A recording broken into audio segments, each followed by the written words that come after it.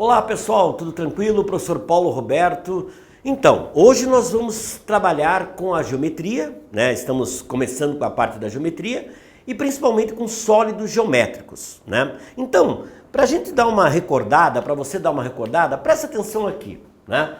Primeiro, nós temos alguns exemplos de sólidos geométricos, né? Mas principalmente o que eu quero que você entenda, o que eu quero que você lembre, é diferenciar o que seria uma figura geométrica plana e o que é um sólido geométrico, né? Para isso tem um jeito bem fácil de você entender. Imagine aqui o seguinte, eu vou desenhar aqui um quadrado, né? Então você lembra que o quadrado ele tem uma característica que são os quatro lados iguais, né? Então eu tenho um quadrado desenhado ali no quadro.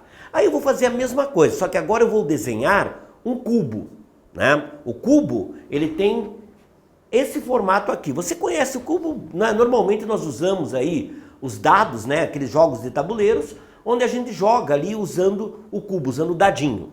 Então, eu vou desenhá-lo aqui.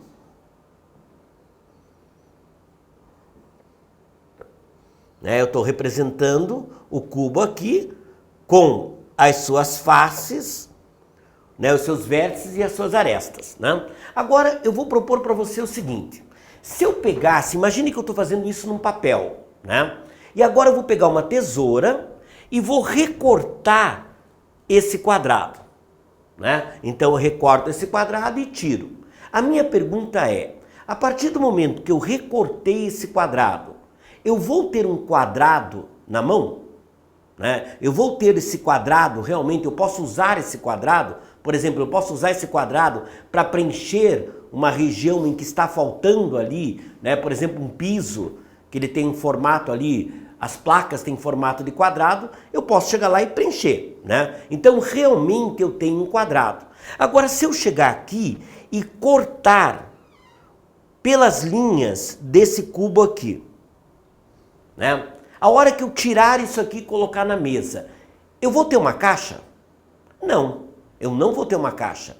Porque, na verdade, eu estou representando aqui no quadro, eu estou representando na lousa um cubo. Mas ele é um sólido. Então, para que eu realmente tivesse esse cubo e pudesse utilizá-lo como uma caixa, ele teria que estar no espaço. Ele teria que estar representado em 3 dimensões. Um comprimento, uma largura e uma altura. Então, isso difere uma figura geométrica plana, né, em que você tem a representação dela num plano, ela tem 2 dimensões, né, no caso aqui, comprimento e largura, no quadrado elas são iguais, e o cubo ele tem 3 dimensões, ele tem comprimento, largura e altura, como qualquer objeto representado aqui, né? Eu tenho esse apagador ele tem um comprimento, ele tem uma largura e ele tem uma altura. Então ele é um sólido geométrico. Ele está sendo representado no quadro em perspectiva, mas na verdade ele tem um volume, ele tem um formato como esse sólido que está aqui na minha mão. Então é isso que difere uma figura geométrica plana de um sólido geométrico, né? Para a gente não confundir, por exemplo, um quadrado com um cubo. Então nós temos aqui alguns sólidos que você conhece. Alguns porque fazem parte do nosso dia a dia, né? Por exemplo, o paralelepípedo, ele tem uma participação muito grande no nosso dia a dia, porque ele é praticamente, né, todas as caixas que nós usamos, caixa de bombom, caixa de sapato, elas têm um formato de um paralelepípedo. Mas também tem uma coisa interessante, você já deve ter ouvido falar que, ou talvez ainda exista lá na sua cidade, ruas que são, o piso ainda é de paralelepípedo, né? Então o paralelepípedo é uma transição que existe entre as ruas que não são asfaltadas e as ruas asfaltadas. Então num período usou-se muito pedras que foram tratadas, polidas, cortadas em formato de paralelepípedo. Aí essas pedras são assentadas.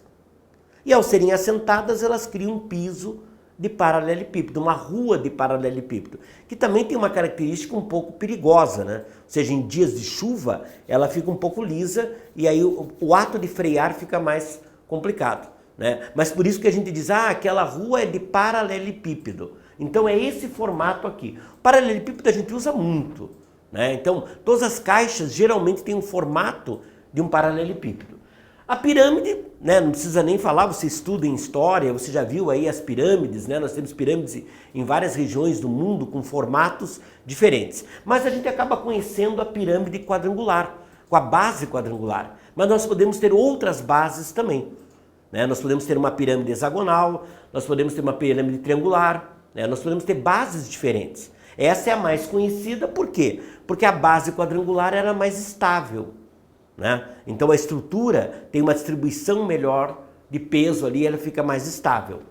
Aí o cubo, lógico, né? O cubo, nós temos aí uma utilidade muito grande para ele em jogos, né? O dadinho, né? O que permite você jogar um dado e qualquer número ter a mesma probabilidade de cair, né? Se o dado realmente for um dado não viciado, né? Nós falamos um dado não viciado, aquele que não tem uma tendência maior por um determinado número, por alguma falha na sua formação ou até propositalmente, internamente, eu tenho uma distribuição ali, né, um pouco diferente da massa para que ele acabe resultando num número pré-determinado, né? Mas então, o cubo que permite que esse dado seja lançado e qualquer número tenha a mesma probabilidade de cair é o fato de todas as faces serem iguais, né? Então isso faz com que o cubo, e depois nós vamos ainda chamá-lo de outro nome. O cubo tem um nome, quando a gente tratar dos poliedros de Platão, nós vamos dar um outro nome para o cubo. A esfera, né? Quem nunca jogou uma bola, né? Então a esfera ela tem esse formato, né, de bola, ou seja, ela tem um raio constante, né? A gente costuma dizer que a Terra tem o formato de uma esfera. Na verdade não seria exatamente uma esfera. Nós temos uma diferença de raio entre os polos e a região do Equador. Mas quando a gente vai representar a Terra, nós representamos por uma esfera. O globo, né, quando você estuda geografia, ele tem o formato de uma esfera.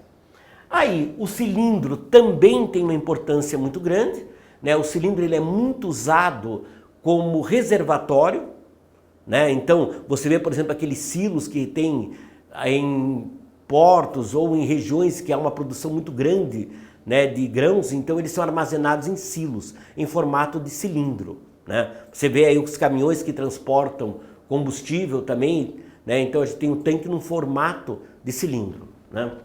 O cone a gente quase não tem assim uma aplicação muito no dia a dia, né? Mas ele também é um sólido geométrico, mas talvez você lembre daquele chapeuzinho que a gente usava ou usa ainda em aniversário, ele tem o formato de um cone, né? Algumas tribos nos Estados Unidos usam as suas cabanas, né? Ou seja, aqui nós chamamos de oca ou temos outros nomes, mas num formato de cone. É uma característica do índio norte-americano. Ele tinha lá as suas cabanas num formato de cone, né? Principalmente porque ele não acumula muita neve.